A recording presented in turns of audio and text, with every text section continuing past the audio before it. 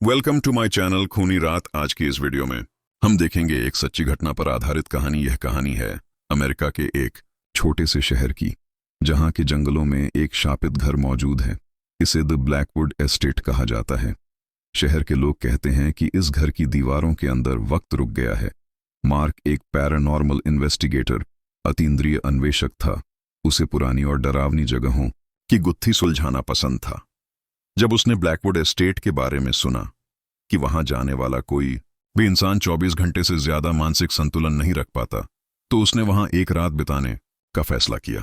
वह अपने साथ कैमरा, वॉइस रिकॉर्डर और कुछ टॉर्च लेकर शाम 6 बजे उस विशाल हवेली के सामने खड़ा था।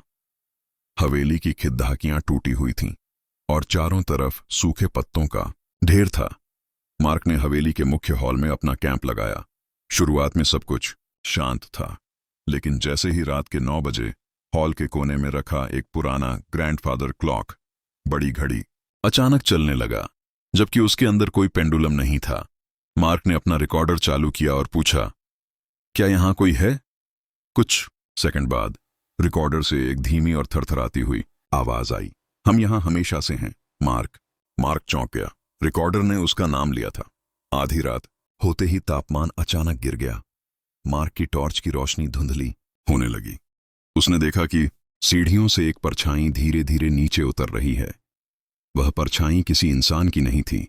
वह बहुत लंबी थी और उसके हाथ जमीन को छू रहे थे।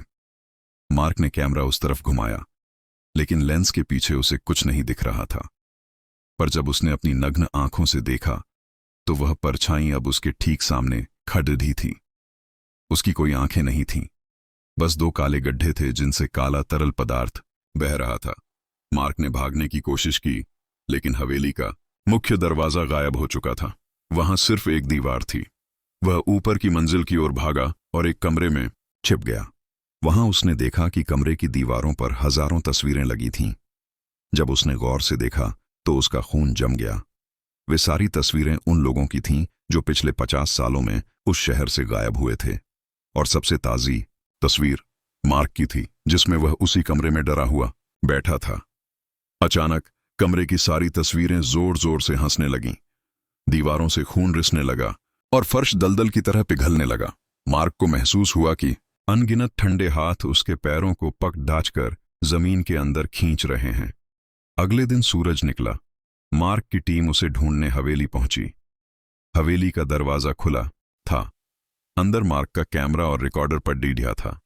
जब उन्होंने रिकॉर्डर सुना तो उसमें सिर्फ मार्क की चीखें थीं। नया मेहमान आ गया है, अब ये कभी नहीं जाएगा। मार्क का कहीं पता नहीं चला।